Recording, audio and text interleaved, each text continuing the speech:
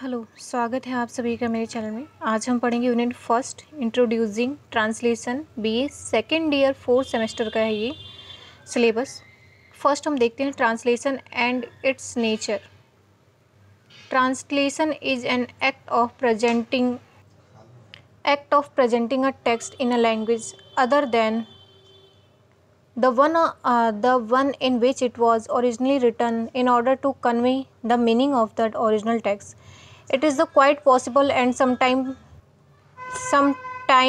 it happened that we translate a text rendering it into another language, but we fail to put across the message contained in the original text. For example, see the following sentence: the house is seized of this matter.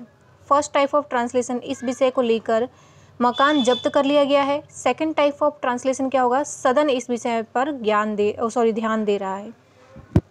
Then आपका कि thus it is clear that finding equivalence is not enough as in shown in first type above where the sense of the original is distorted. The need for translation arises when a person wishes to know something written in a language which he does not understand. The lack of knowledge is a barrier of communications. उसके बाद second में आपका देखिए, अगर आप ये थोड़ा सा और इन्होंने डिफाइन कर रखा है, आप इसे पढ़ लीजिएगा। देन आपका source language and target language, ये दो टाइप के होते हैं। The language from which the translation is being made is called source language and the language into which translation is being made is called target language और receptor language. We see that translation is a science, craft and art at the same time. What is involved in the activity of translating is much more than what is involved in any one of these three activities. Sometimes translation may not be adequate. It may target language and yet not be able to convey the message or meaning. For example, see this sentence: look after this piece of work. इस कार्य के टुकड़े के पीछे देखें. सो ये दे रखा है the version of transfers all the word and structure from the S L to the T L but is not able to convey the meaning which is simply thus direct. देखिए यहाँ पे देखते हैं कि अनुवाद और उसकी प्रकृति क्या होती है. अनुवाद एक ऐसा कार्य है जिसमें मूल पाठ को उस भाषा से हटकर अन्य भाषा में प्रस्तुत किया जाता है जिसमें वो मौलिक रूप से लिखा गया है, ताकि मौलिक स्वरूप को अक्षुण्ण रखते हुए मूल भाव को यथावत प्रकट किया जा सके. ऐसा प्राय हम इसलिए करते हैं ताकि मूल पाठ को किसी दूसरी भाषा में प्रस्तुत कर पाठक तक सही भाव को संप्रेषित किया जा सके. लेकिन ऐसा करने में यदा कदा हमें असफल भी होना पड़ता है जब मूल भाव प्रकट नहीं हो पाता है. उदाहरण के लिए देखिए, उन्होंने दे रखा था ये the house is seized of this matter. इस विषय को लेकर मकान जब्त कर लिया गया है. दूसरा है इसका सदन इस विषय पर ध्यान दे रहा है. तो एक लैंग्वेज से दूसरी लैंग्वेज में ट्रांसफ़र करना आसान होता है, लेकिन जो उसमें भाव होते हैं, जो उसमें फीलिंग होती है, उसके साथ ट्रांसफ़र करना उसको बहुत मुश्किल होता है. कई बार ऐसा होता है कि वो सेम ट्रांसफ़र कई बार ऐसा होता है कि जब ट्रांसलेशन किया जाता है तो जो भाव होते हैं वो उसमें नहीं दिख पाते हैं, और कई बार जो ट्रांसलेशन होता है वो भाव के साथ स्पष्ट होता है. जो उसमें फीलिंग्स होती हैं वो उसको ऐड करके, चाहे इंग्लिश को हिंदी में ट्रांसलेट करें या हिंदी को इंग्लिश में ट्रांसलेट करें. देखिए यहाँ पे जो टाइप से लिखा था, स्रोत भाषा और लक्षित भाषा क्या होती है. जिस भाषा में अनुवाद किया जाता है उसे स्रोत भाषा कहते हैं, और जिस भाषा में अनुवाद नहीं किया जाता उसे लक्षित भाषा कहते हैं. हम देखते हैं कि अनुवाद एक साथ ही विज्ञान, कौशल व कला है. अनुवाद में विज्ञान, कौशल, कला इतर भी बहुत कुछ परिव्याप्त रहता है. कभी कभी अनुवाद सही नहीं हो पाता और सभी शब्दों के अनुवाद लक्षित भाषा में करने पर भी वास्तविक भाव का संचार नहीं हो पाता है. सेम देखिए दे रखा है look after this piece of work. इस कार्य के टुकड़े के पीछे देखिए. देन है आपका types of translation. Types of translation देखिए, a translator has to consider the nature of the text. He makes different adjustment while translating a poem on the one hand and a scientific text on the other. So we have different type of translation. We might need to opt for literal as well as free translation. Word for word translation.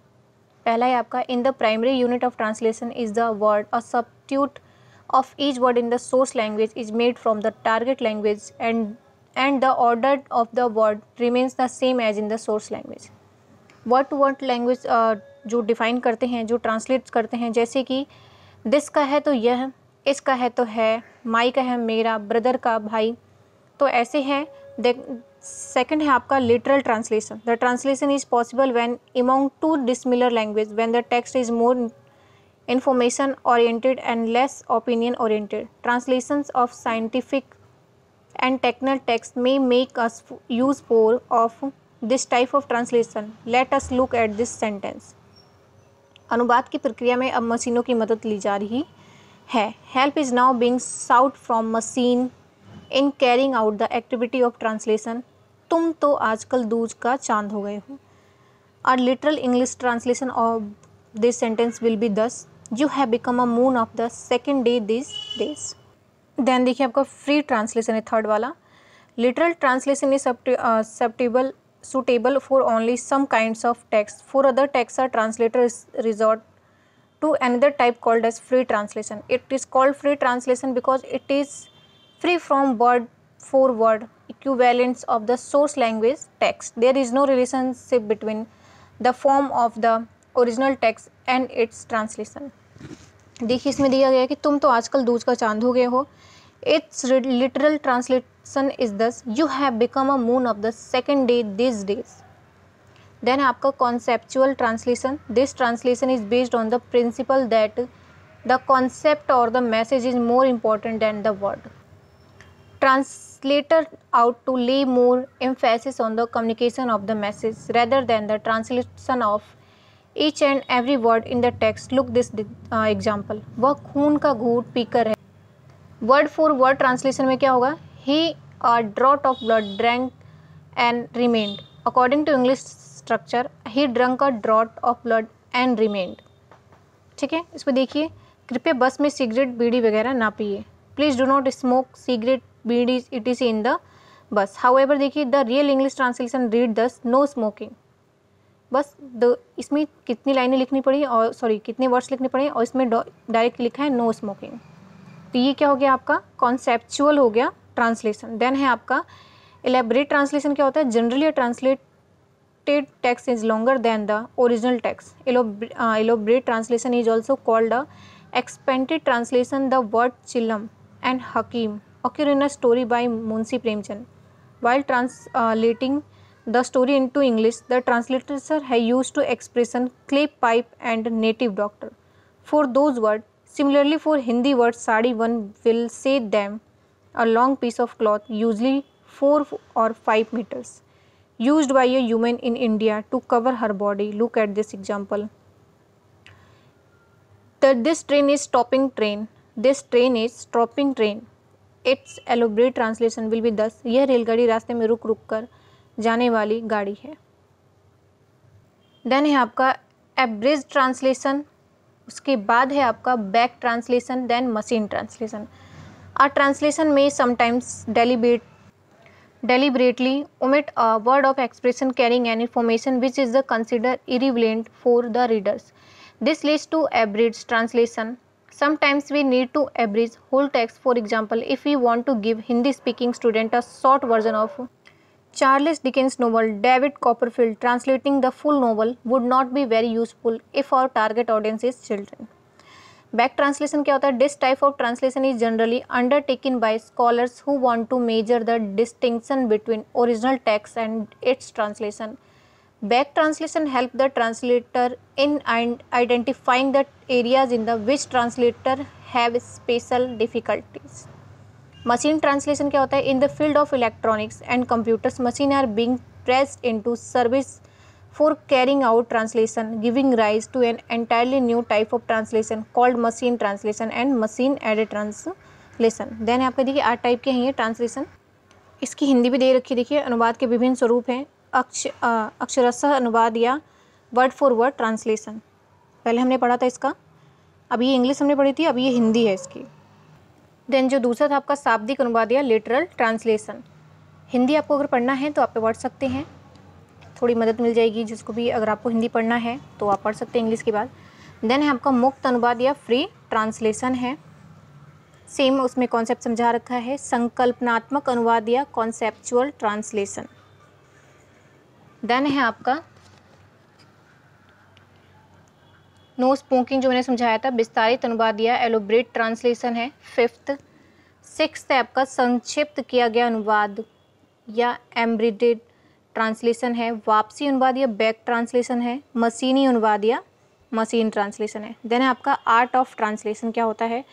The art of translation deals with transferring the message from the one language to another. It possible that a gifted translator who has a masterly command of both the source language and the target language may perhaps not need any training in translation, but in the modern world where translation has been developed a profession or skill, it would be necessary to formulate a theory of translation and to give training in the method of translation.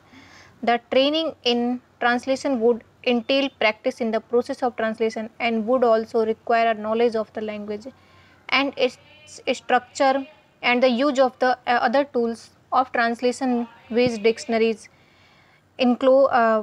इनक्लोपीडियाज etc. अनुवाद के कौशल के अंतर्गत किसी भी संदेश को एक भाषा से दूसरी भाषा में परिवर्तित किया जाता है। ऐसा संभव है कि कोई प्रतिभासंपन्न, यानी कि जो एक ऐसा प्रतिभासंपन्न जिसे बहुत अच्छे से तरीके से आता हो, वही इस अनुवाद को क्या कर सकता है, बहुत अच्छे से एक भाषा से दूसरी भाषा में ट्रांसलेट कर सकता है। Translation in multi language and multi cultural society क्या होता है? The translation has to transfer the message और meaning of the source language into the target language using the form of the language in both SL and TL as the vehicle. Since language differ in form, it display a large varieties of speeches as used in the society, and the meaning assigned to language differs from society to society. The translator has to know how effectively it can be done and what problem he may have to face in doing so. The study of the science of language and proper training based on linguistics might help the translator accomplish the task more satisfactorily. बहुभाषी और बहुविध संस्कृति समाज में अनुवाद देख सकते हैं आप। इसकी हिंदी भी दे रखी है कि अनुवादक का कार्य वह कि जो सोर्स लैंग्वेज में दिए गए संदेश या विचार को टारगेट लैंग्वेज में बदले, जिसमें से दोनों की भाषाओं को स्वरूप को उपागम के रूप में उपयोग में लाया जाता है। देन है आपका ट्रांसक्रिएशन और transfer process. It transferring the referential content of message. The translator is concerned primarily with the structure for information. Words and other linguistic units serve merely as vehicle for carrying the component of the information. इसमें दे रखा है कि आपका ये complete redistribution है। Then आपका है in this type the source language shall expression completely redistributed. Translation of idioms is good example of this type। देखिए to rain cats and dogs, मूसलाधार बारिश होना, tooth and nail जी जान से। देन है आपका एनालिटिकल रिडिस्ट्रीब्यूशन, सिंथेटिकल रिडिस्ट्रीब्यूशन और है आपका मीनिंगफुल ट्रांसफ़र है आपका। ठीक है, उसके बाद हम देखते हैं इंग्लिश टू हिंदी दे रखा है कि transference of meaning from the language to another is also possible. For example look at the expression in Hindi which have been created by the transference of the meaning from English. Academy है, white paper है, cold war है, सित युद्ध, black market, काला बाजार। हिंदी से English उसको क्या है, ट्रांसलेट किया है। इसी को इन्होंने हिंदी में ट्रांसफ़र कर दिया है, ट्रांसलेट कर दिया है। अब वही हम पढ़ रहे हैं अनुवाद, ट्रांसलेशन। स्थानांतरण की प्रक्रिया, उसके बाद देखिए संपूर्ण बदलाव की इबारत, विस्तृण इबारत, फिर है आपका संश्लेषित इबारत, फिर अर्थानुसार बदलाव है जिन्होंने बदलाव किए थे। देन आपका आता है, देन है आपका signification of translation. The primary reason of our development is naturally be the advance in science and technology, but the main reason is the tendency of human being to learn different language and the competence to translate from the language to another. It is not possible for us to know all the language of the world. Thus it is only through translation that we can have access to the literature and culture of people who speak language different from our own. If it was not possible to translate from language to another, the world would have been quite different from what we see today. We would still be in the primitive stage of human development. ज़्यादा नहीं करना, आपको थोड़ा ही याद करना है, थोड़ा ही पढ़ना है। साथ में देखिए उसकी हिंदी भी दे रखी है कि अनुवाद की सार्थकता या उपदायिता क्या होता है। स्वाभाविक रूप से यह माना जाता है कि हमारे विकास करने का कारण उन्नत विज्ञान व तकनीक, लेकिन इससे बड़ा कारण है कि मानव के स्वभाव में अंतर्निहित विभिन्न भाषाओं को सीखने की ललक और एक भाषा से दूसरी भाषा में अनुवाद करने की क्षमता होती है। हमारे लिए ये एक संभव नहीं है कि हम विश्व की समस्त भाषाओं को समझ सकें, इसीलिए हमें अनुवाद की आवश्यकता पड़ती है। इसी के सहारे हम अन्य लोगों के साहित्य और संस्कृति को समझ सकते हैं। साथ में देखिए सारी इसकी हिंदी दे रखी है आपको। अगर आपको इंग्लिश और हिंदी दोनों मिक्स चाहिए तो आप देख सकते हैं। फिलहाल के लिए इतना ही, धन्यवाद।